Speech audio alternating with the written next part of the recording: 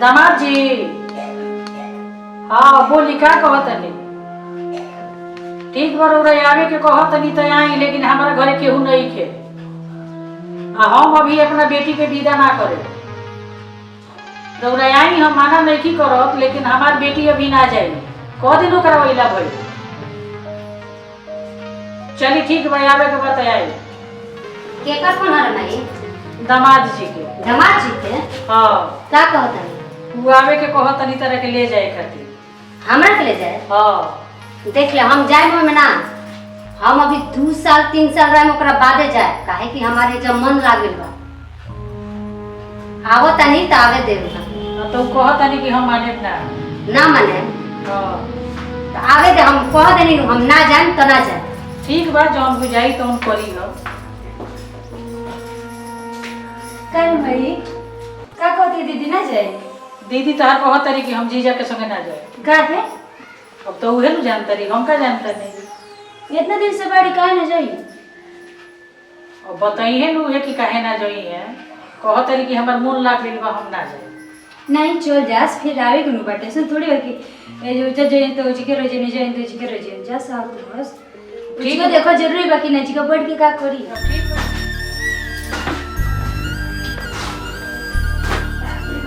कितना का कर चली बेबी? बाग ये झाड़ा तंदे तनी गर्दा बोला का बोल खाना पहलू हो? हां जी खा ले ले। एक तो गर्मी से दिमाग खराब है, दूसर का घर के टेंशन नहीं खे जाता। का भइल ए जिया जिया तो दीदिया के ले जाई, कहती हम जेबे ना करे। का है आमा उतना समझले से थोड़ी नहीं के मानत तू। अब मम्मी जी जानी और तू बनी समझाव, जानी। तू समझाव। हम का समझाई में बीच में? तू भौजाई ना ना समझेबू। तू हमार बातें में मानी नहीं तो हम काहे खातिर जाई बोले रहो बताई ना। मत बोला, बैठा रहा आराम से। तो हम का करी?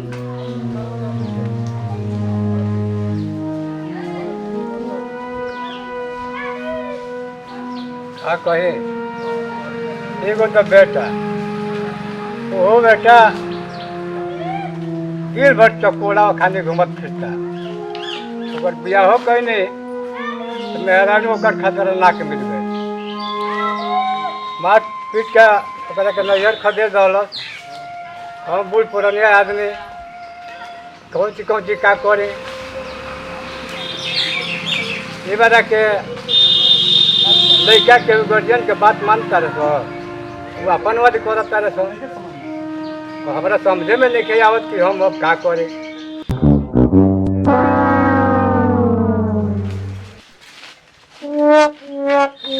बाबूजी कहत रहा कि हमरा के नाम मानेला आ हमरा जाए के बस ससुरारी मेहरारू के बोलावे खातिर।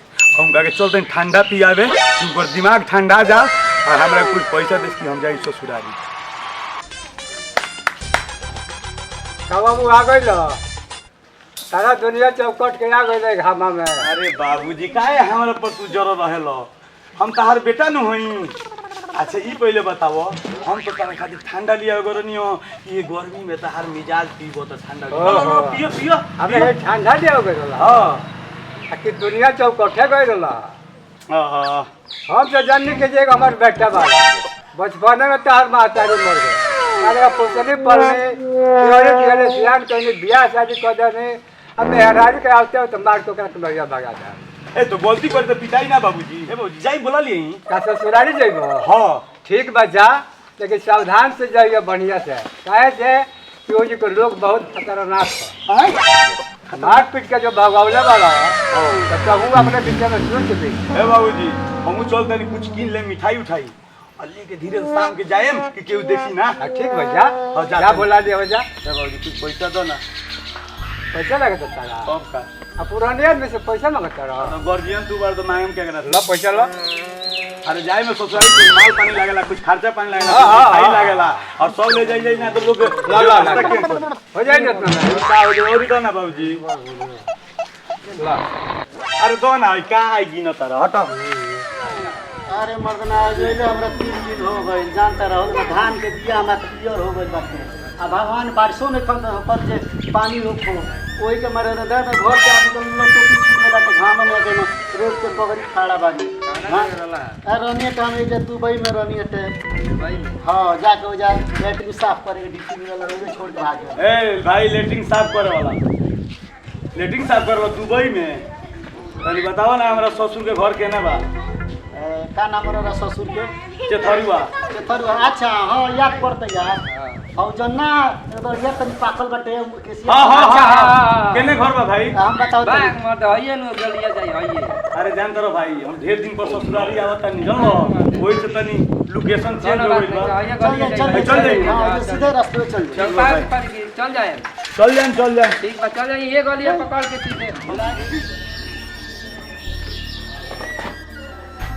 दुआरा पर तो कोनो नहीं चलो कथो खटिया बिछने बके बैठो वाला नहीं के चा हम ही बैठो तनी गर्मी तो भइल बा का करी अपने घर में से कोनो निकले ली चले हे जी आराम करतनी बाप रे बाप इतना एथी हो गइल बा गर्मी बा साफ बर्दाश्त नहीं किया आराम करतनी हम अपने कोनो घर में से तो हम तो जाएम ना घर में अपने वहीं से तो चीज है घाम लागे ये दादा भी तो बुझाता कि दामाद जी हम का दोन पसेना के मारे भीज गइल बनी आई बाप रे बाबूनी है ना भाई बोलो जल्दी से है देखबू लो दामाद जी के है दामाद जी एकदम भीज गइल बनी पसेना के मारे जल्दी से आई बोलो बाबूनी है देखबू से है दामाद जी नु हम ई का है भाभी पानी लेके आओ ए भौजी तनी पानी अपने ना लेके आओ तो पंखा लियो पानी लो पानी दे दीदी हाथ में हाथ जल्दी जिया जी यही जमाना कोई नहीं है कि घामा में रोना यहाँ के खामा में आज जरूरी रहला उठाता उठाता और बम्मी यही जमाना कोई नहीं है कि मौत यहीं रह जाए पानी पीता घामा के मारे गर्मी के मारे थक पक एकदम हो गई बनी यहाँ के बात माने ने केहू के बात ना सुने नी घरे यही सुन दीदी कहती है ना जाए। यहाँ के चलिए हम कहनी कि ना जाए नहीं बोलो देखो जीजा जी मौका तानी प्रणाम लगा तो पीले बनी का सुबह रहे हम घर से चल लिया सवेरे हम पहुंच जा का कोई घाम हो गइल मात्र चक्कर आ गइल तनी घामो कम होत ना होती हां घामो में आज जरूरी रहला राउ एमे का जरूरी रहत आइला के अब का करी होई चौराहा पर करनी गाँव के होने के चौराहा हां वही पर करनी है ठंडा वंडा पीऊ स्प्राइट पीऊ के आके कनिया की अब जुड़ होइल बा चल जाए तले ए माई ऐसा घाम हो गला कि हमरा साथ बाई मार दला से ए माई चक्कर आ गइल हां दिन निकले लायक होता त गर्मी ना छूटी यहाँ के केहू के बात ना सुने नी हो जा घर में समझ लो इस्माइल चली घर में चली तो चली कुछ खाना वाना खाओ के आराम करके सूती चली चल भाई चल कुछ बनावल जाओ हां चल बिना खइले ही यहाँ के गिरल बानी ठीक बा गर्मी छूटल बा बिना खइले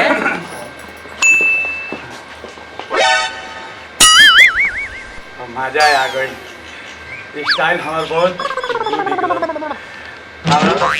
मेहरारू के ले जाए के बाद तो हम घाम के बहाना माने हमारा आदर संस्कार हो जाओ तो मारा खराब कर दे तो बानर हमारे बाबूजी कहत रहो कि तारा ससुरारी के लोग बानर हो और सही सरवा बानर बाड़े सो कौन से गाँव का नाम पूछो कहीं है न तो बताओ तो सरवा है न घाम लागी ना एको गाँव में 4 फेरवा मारल जाई तो चलता नहीं तो देखिए अब घर का होता और वो लोग देखे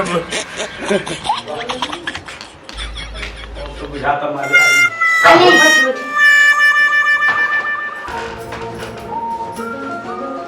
इतना दिन तो गांव में मुआनी और तारा गांव में आनी तो घाम में मुआनी तो घामा में आज जरूरी रहला साँझ होई त ना आइते ठंडा बेरा होई त तू काम करे ये सी होई नहीं हनु कि दिने दिने हमने के चल जाए का दिने दिने चल जाए अपना घर है हां हम ना जाए ना जाइबू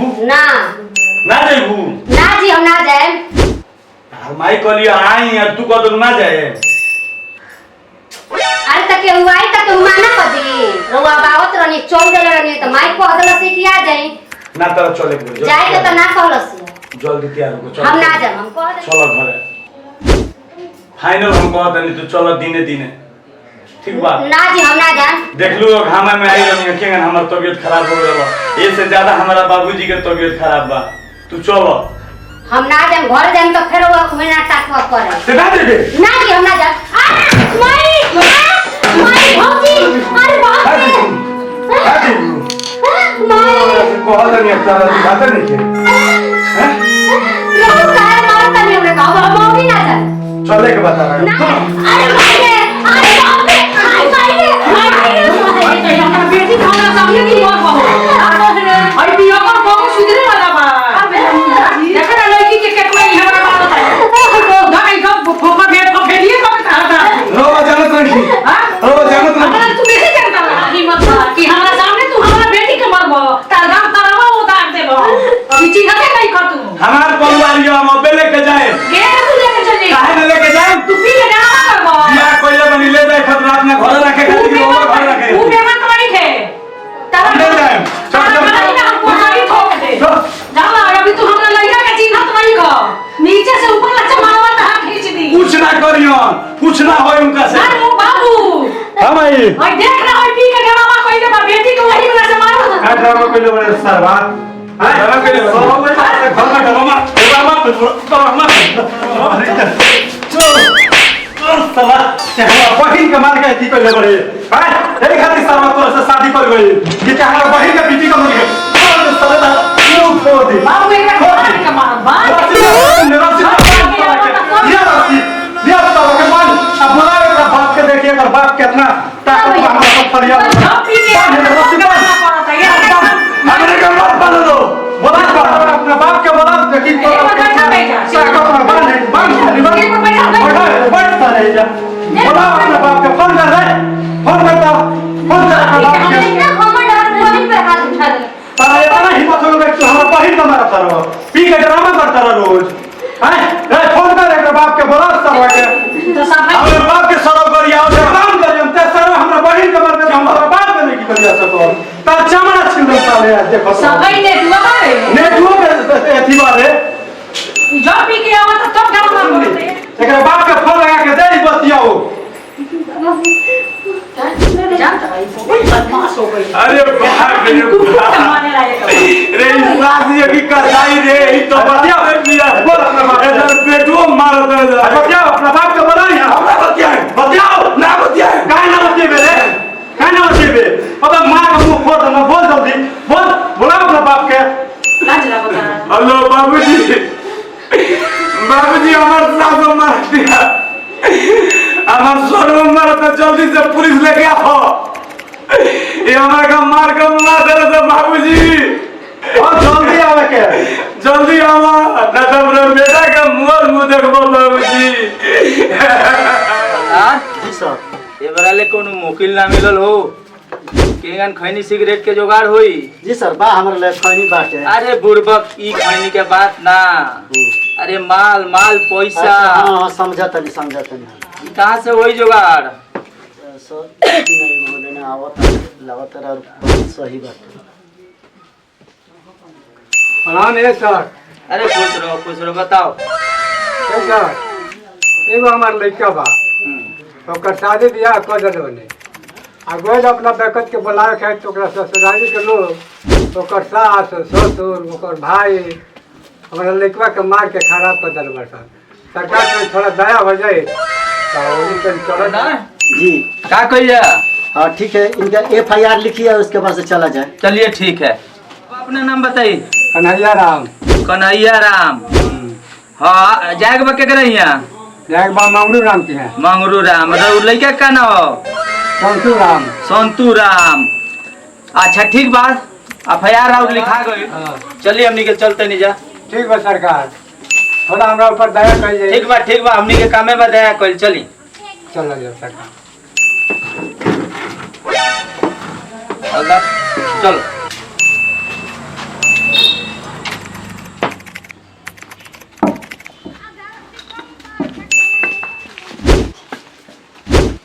दुर्गा साहब भैया घर है मंगरू राम के हमरा बेटा के बांध के मरे वाला ए के बा घर में बारह वाले ही सब जना आ गई दरोगा साहब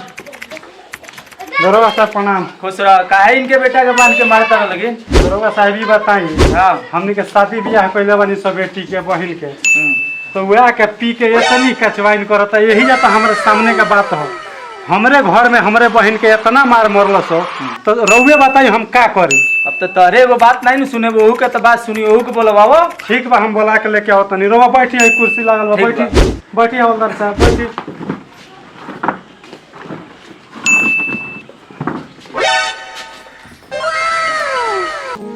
देखिए दरोगा साहब, हमरा बैठा के कितना सजाई कर बरो।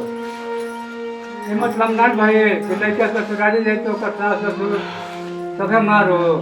हम तो देखत बोल रही बनी का हो ई सब का भइल बा। ए दरोगा साहब, हमरा से ये बारे में मत पूछी, हऊ तो इनकर फैमिली ही अनु। हम तो कहम तो रउआ विश्वास ना होई, इनका फैमिली से पूछी कि रउआ काहे खातिर ई मार कइले हैं। का हो बताओ रे। का भइल बा। दरोगा साहब, ओजा रहनी है तो मारते रहनी है दारू पी पी के। ऐजा नहीं है तो इतना मार मरनी है हमरा के। यहाँ के रोज रोज के ये नाटक बा दरोगा साहब। जब दारू पी के आवे नहीं, एक दिन बाव ना जाला। रोज दारू पी के आवे नहीं, रोज घर में ये सब नाटक करे नहीं, मारे नहीं, मुँहली के मार।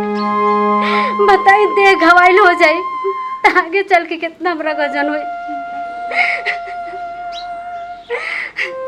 आप का कहत नहीं यहाँ के वही नहीं है तो हमने के कितना इज्जत कैली है। घर में ले जाके खियावल पियावल सब खाना उना खिया के हम निकल अइनी है तो ये हमरा लड़की से कहला है ना कि चलो, तो ये कहली है कि हम अभी ना जाए। तो ठीक बा, खिसियाइल बाड़ी तो कहली है कि अभी हम ना जाए। ओकरा बाद से लगल हन हमारा सामने मुँहली के मार हमरा लड़की के ई मरल हन। तो बताई केहू के बाप भाई देखी तो बर्दाश्त करी। का हो ई का सुनतनी। जौन सुनतनी तौन सही सुनतनी, बाकी हमार जौन ई लोग गत कइले बालो ससुरारी में तौन कोनो दामाद के ना होत यो बाबूजी। बाबूजी कहले बड़े कि पी के जा आ ससुरारी में डरामा कर। रहो तो छोटा नच नच के मरले बनी। अरे हम तो मुंगली के मार मरती, लेकिन हमरा के लड़के में छोड़ा देलो सर। आंख में से हमरा आंसू ना खून गिरता। कौनो इज्जत हमनी के नहीं खनी छोड़ले। बाबूजी बहुत मार मरले बड़े तो नहीं सरवा मरले सोचा तनी बड़े। सन कि अब सुधरेलेन, अब सुधरेलेन, अब सुधरेलेन, लेकिन ई सुधरे के नामे नहीं खन ले। पूरा देह घवाइल कर देले बड़े तो बाबूजी। तारे के तो हम बार बार मोने कहूँ कि मन जा, और जी लोग खराब हवे। तो तू बात हमार ना बुझुआ, झगड़ चल देव ससुरारी। इतना तरह ससुरारी के लड़त रहे। ससुरारी के लोग खराब बाटे, अरे वो बेटा बड़ा रहमदार बाटे। अपना बेटा के मारा दुख नहीं तो दे। ठीक बा। हां, तो रउआ बेटी के बिनला। अच्छा एगो बात बताई, अगर रउआ बेटी के केहू लेखा दासा करे तो रउआ का करे?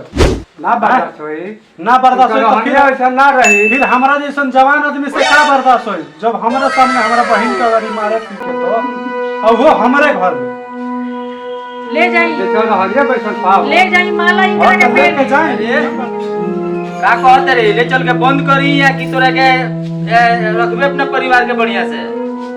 का चाहत रे। ए दरोगा साहब, हमरा के मारल लो चाहे कुछ भी कइलो, हमार ससुर सार मरले बा, लेकिन हम ये चाहतन कि हमरा मेहरारू के हमरा साथे भेजवा दी दरोगा साहब बस। तू का कहत रहो। हम देखी परिवार इनकर हो, हम तो कुछ बोलम ना, कहे कि दू परिवार के बात बा। एकरा से इतने बात पूछी के फिर घर जाके ड्रामा नानू करी, मारी पीटी नानू। अच्छा तो है। हम अबे भेज दे। ऊपर मुड़ी कर ऊपर। ई बताओ अगर परिवार के तोरा साथे भेज दिया जाता तो फिर दारू पिएबे? ना दारू ना पिए, माजा पिए माजा। आ मरबे ना नू। ना मारम ना, आरती देखाए मारती। एगो काम कर खोल दो, खोल आज से अगर मारता पीटता तब एकरा के ले जाके सीधा बंद ठीक कर। बा, हम तो खोल देते नहीं, लेकिन एकरा बाद से रउआ देखे ठीक बा ना खोल। तो हमारा जौन बुझाई तो अब इनकर फिर ड्रामा भइल तो इनकर तो हम व्यवस्था अब ऊपर है, ये बुझिए। उठा रहा हो, बुझा तो देही में जाना नहीं खे, मार के गता पिए के है तो ना चाहिए देही में जाने के, खड़ा होके के। ये अपन परिवार के ले आ लेके जो आए बरा से नौटंकी कैले तो तोरा के हम बंद कर दे, छोड़े ना। चले आज तक नौटंकी मत करिए, जानिए ना तो मार के और देख ली, दरोगा साहब देख ली। हिसाब से प्रणाम माई। ए, जा जा बाबू नहीं अपना घरे जा बढ़िया से रही हो आई अगर अब मरल है तो तू खाली हमरा लेके फोन कर दी जा जा घरे जा बढ़िया से घरे सील में होर के रही हो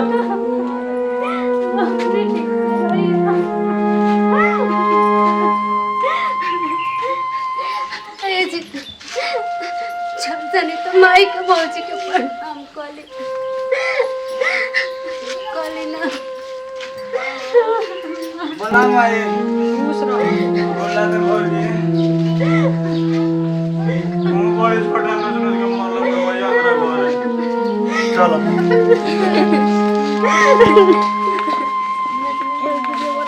नमस्कार दोस्तों, हम संतू भोजपुरिया चैनल के माध्यम से रोवा लोग के ई दामाद जी वीडियो लेके आइल बनी। एकरा के अपन प्यार दुलार दिलो। अगर जे चैनल संतू भोजपुरिया के ना सब्सक्राइब कैले हो किलो तो एक बार सब्सक्राइब करके देखी लो। हर वीडियो के नोटिफिकेशन रोवा लोग के पास पहुंची। वीडियो को ज़्यादा से ज़्यादा शेयर कीजिए। बहुत बढ़िया वीडियो है, मारधार और एक्शन से भरपूर है। और संतू भोजपुरिया चैनल को अभी तक आप लोग सब्सक्राइब नहीं किए हैं तो सब्सक्राइब कीजिए ताकि सबसे पहले आप सभी लोगों को वीडियो जो भी आए देखने को मिले। और अपने दोस्तों में ज़्यादा से ज़्यादा आप लोग शेयर कीजिए, ग्रुप में शेयर कीजिए। और आगे माता जी बोलेंगी। देखिए आप लोग की सास जी दामाद जी को कितना आरती उतारी है। कोई के दामाद देगा पी के ससुरारी ना जाए। अगर कोई के दामाद पी के नहीं जाएगा तो उसके कितना इज्जत होगा।